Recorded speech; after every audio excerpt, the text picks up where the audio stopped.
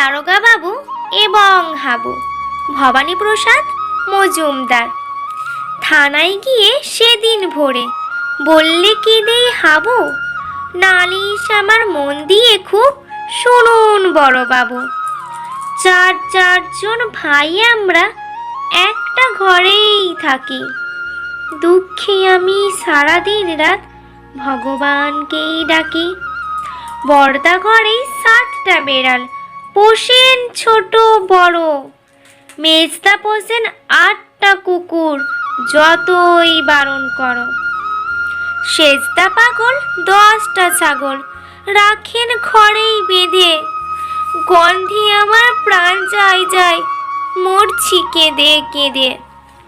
দারোগা বাবু বললে হাবু, তোমরা কি সব ভুলো, সদাই খুলে রাখবে ঘরে জানলা দরজাগুলো।